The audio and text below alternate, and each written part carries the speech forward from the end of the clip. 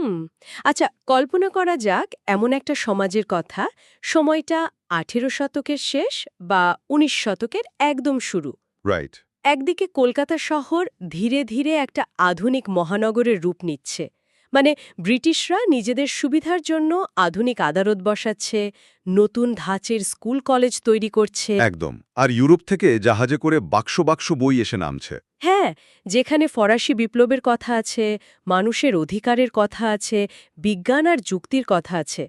কিন্তু এই আধুনিকতার কেন্দ্র থেকে ঠিক কয়েক মাইল দূরে হয়তো বাংলারই কোনো এক প্রত্যন্ত গ্রামে সম্পূর্ণ অন্য একটা দৃশ্য। মানে একদম বিপরীত একটা ছবি। একটা সদ্য বিধবা হওয়া কিশোরীকে জোর করে হয়তোবা নেশাগ্রস্ত করে তার মৃত স্বামীর চিতায় জীবন্ত পুড়িয়ে মারা হচ্ছে, সতীদাহ প্রথা। আর বাল্যবিবাহ বা অত্যন্ত কঠোর জাতপাতের নিয়ম তো রোজকার একদম সাধারণ ঘটনা। এই যে দুটো সম্পূর্ণ আলাদা দুনিয়ার একটা তীব্র সংঘর্ষ, এটাই কিন্তু ওই সময়ের সবচেয়ে বড় টার্নিং পয়েন্ট। আচ্ছা, তো মডার্ন পাঢ়াই চ্যানেলের আজকের এই স্পেশাল ডিপ ড্রাইভ আলোচনায় সবাইকে স্বাগত। আমি আজকের আলোচনার সঞ্চালক, আর আমার সাথে আছেন আমাদের বিষয় বিশেষজ্ঞ। সবাইকে স্বাগত। আজকের আমাদের আলোচনার মূল সোর্স হল চ্যাপ্টার 2, লেকচার 1। যার টাইটেল হল ১৯ century Bengal dash society reflected in periodicals, news papers and literature. মানে সোজা কথায় আজকের মিশন হলো এটা দেখা যে সেকালে কোনো ইন্টারনেট বা সোশ্যাল মিডিয়া তো ছিল না।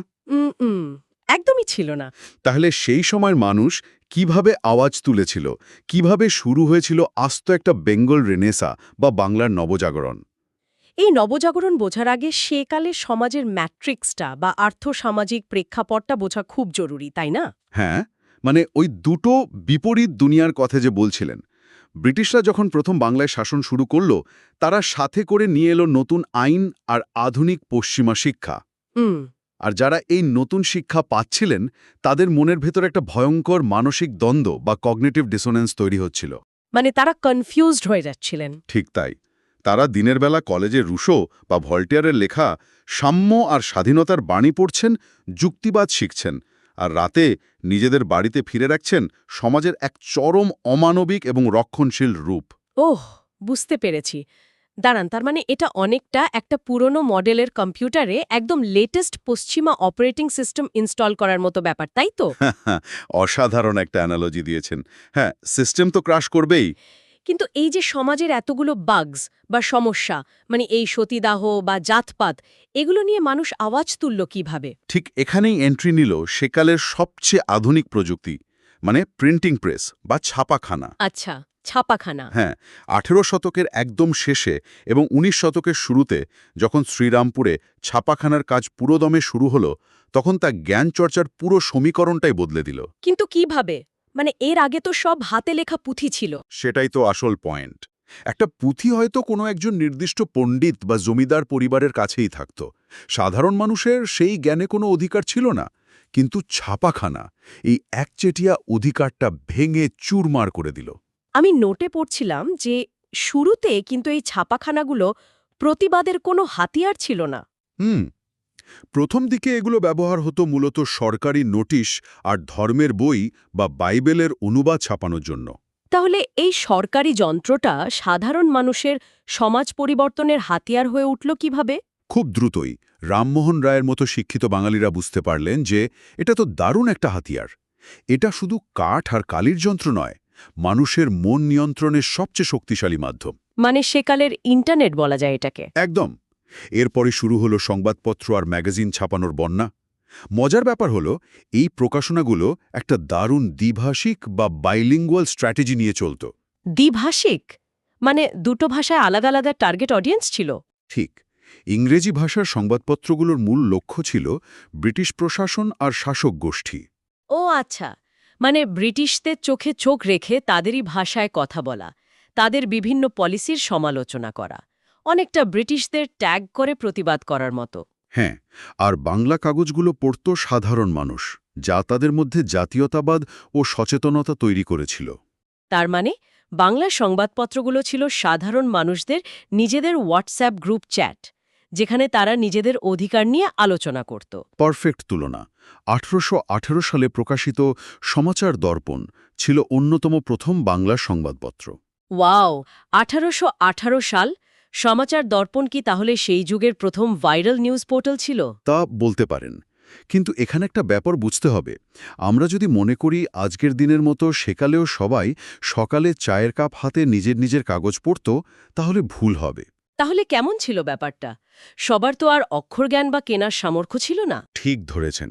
সেকালে একটা খবরের কাগজ হয়তো কোনো এক গ্রামের একজন শিক্ষিত মানুষের কাছে পৌঁছাতো, আর বিকেলে বটতলায় বা বাজারে চায়ের দোকানে গ্রামের বাকি বহু মানুষ জড়ো হতো। ও আচ্ছা, মানে এটা একটা পাবলিক ইভেন্ট ছিল। হ্যাঁ, সেই শিক্ষিত মানুষটি জোরে জোরে কাগজের খবরগুলো পড়ে শোনাতেন। একটা কাগজকে কেন্দ্র করে একটা পুরো কমিউনিটি তৈরি হতো। বাপরে, চিন্তা করুন একবার, সবাই মিলে গোল হয়ে বসে শুনছে যে তাদের দৈনন্দিন জীবনের সমস্যাগুলো ছাপার অক্ষরে বেরোচ্ছে। এর ফলে তো মানুষের মধ্যে একটা সম্মিলিত ডিবেট শুরু হওয়ার কথা। একদম। মানুষ বুঝতে শিখল যে তাদের একটা নিজস্ব কণ্ঠস্বর আছে। এরপর তত্ত্ববোধিনী পত্রিকা বা সোমপ্রকাশ এর মতো পত্রিকাগুলো অত্যন্ত সাহসিকতার সাথে যুক্তিবাদ প্রচার করতে শুরু করে। কিন্তু খবরের কাগজগুলো তো মূলত ডেলি নিউজ বা তর্ক-বিতর্ক নিয়ে থাকতো। আমাদের সোর্সে লিটারেচার বা সাহিত্যের কথা খুব গুরুত্ব দিয়ে বলা হয়েছে। সাহিত্য কিভাবে এ পরিবর্তনের কাজে যুক্ত হলো? খবরের কাগজগুলো যদি গ্রুপ চ্যাট হয়ে থাকে, তবে সাহিত্য বা লিটারেচার ছিল সেকালের সেই ভাইরাল লং ফর্ম কন্টেন্ট। আচ্ছা, মানে যেটা মানুষের চিন্তাধারা একদম ভেতর থেকে বদলে দিয়েছিল। ঠিক তাই। সংবাদপত্র হয়তো জানাতো সমাজে কি খারাপ হচ্ছে, কিন্তু সাহিত্য শেখাতো সেই খারাপের বিরুদ্ধে কিভাবে অনুভব করতে হবে। এই সময়টাই হলো বেঙ্গল রেনেসা বা বাংলার নবজাগরণ। মাইকেল মধুসূদন দত্ত বা বঙ্কিমচন্দ্র চট্টোপাধ্যায়রা তো শুধু বিনোদনের জন্য লিখছিলেন না। একদমই না। তারা তাদের কলম দিয়ে একটা ঘুমন্ত জাতিকে জাগিয়ে তুলছিলেন। আধুনিক চিন্তাধারার সাথে পুরনো প্রথার লড়াইটাকে তুলে ধরছিলেন। মধুসূদন দত্তের কথা যদি ধরি, তিনি তো নিজেই একটা বিশাল বুদ্ধিবৃত্তিক দ্বন্দ্বের মধ্যে ছিলেন, তাই না? হ্যাঁ, তিনি গভীরভাবে পশ্চিমা শিক্ষায় শিক্ষিত ছিলেন, আবার বাংলার শেকড়ের দিকেও টান অনুভব করতেন। মানুষ যখন তার লেখা পড়ত, তারা যেন নিজেদের ভেতরের কনফিউশনগুলোকেই একটা আয়নায় দেখতে পেত। আর বঙ্কিমচন্দ্র চট্টোপাধ্যায়ের অবদান তো আমাদের নোটে একদম জ্বলজ্বল করছে, বিশেষ করে তার 1882 সালের উপন্যাস আনন্দমঠ। বঙ্কিমচন্দ্র তার সাহিত্যের মাধ্যমে একটা অসাধারণ মনস্তাত্ত্বিক কাজ করেছিলেন। তার আগে ভারত যে একটা অখণ্ড দেশ, এই ধারণাটা মানুষের মধ্যে প্রবল ছিল না। আচ্ছা, তিনি কি তাহলে এই ভৌগোলিক ভূখণ্ডটাকে একটা তীব্র আবেগে রূপ দিয়েছেন? ঠিক তাই। তিনি দেশমাতৃকার ধারণা তৈরি করলেন। তার বিখ্যাত বন্দে মাতরম গানের মাধ্যমে তিনি বোঝালেন যে দেশ কোনো জড় মাটি নয়, দেশ হলো আমাদের মা। এটা তো just mind blowing. Bankimchandra Chattopadhyay তাহলে সেকালের সেই আল্টিমেট ট্রেন্ডসেটার, যিনি এমন একটা ট্র্যাক ড্রপ করলেন যা পুরো দেশবাসীকে একসাথে কানেক্ট করে দিল। হ্যাঁ, আর এই ইমোশনাল ব্লুপ্রিন্টটাই পরবর্তীতে স্বাধীনতা সংগ্রামের সবচেয়ে বড় হাতিয়ার হয়ে ওঠে।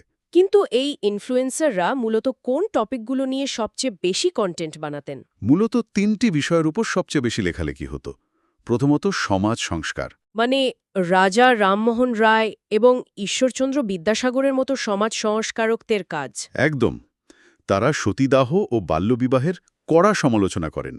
আর মজার ব্যাপার হলো, তারা শুধু আবেগের ওপর নির্ভর করেননি। তাহলে তারা প্রাচীন হিন্দু ধর্মগ্রন্থগুলো অনুবাদ করে সাধারণ মানুষের সামনে লজিক দিয়ে প্রমাণ করে দিলেন যে বেদের কোথাও সতীদাহের কথা বলা নেই। ও রাইট, মানে শুধু ইমোশন নয়, একদম ফ্যাক্টসের ডেটা দিয়ে সমাজের কুপ্রথাগুলোকে কাউন্টার করেছিলেন। দ্বিতীয় টপিক কি ছিল? দ্বিতীয়ত জাতীয়তাবাদ। মানুষ নিজেদের শেকড় চিনতে শেখে এবং ভারতকে একটা অখণ্ড দেশ হিসেবে ভাবতে শুরু করে। আর তৃতীয়ত সাংস্কৃতিক পুনর্জাগরণ। তার মানে তারা নিজেদের ঐতিহ্য নিয়ে গর্বিত ছিল, কিন্তু অন্ধভক্ত ছিল না। একদমই না। ভারতের গৌরবময় অতীতকে সম্মান জানানোর পাশাপাশি আধুনিকতাকে আপন করে নেওয়ার একটা অদ্ভুত মেলবন্ধন তৈরি হয় এই সময়। মানে তারা কালচারের খারাপ দিকগুলোকে ক্যান্সেল করে ভালো দিকগুলোকে আপডেট করতে চেয়েছিল।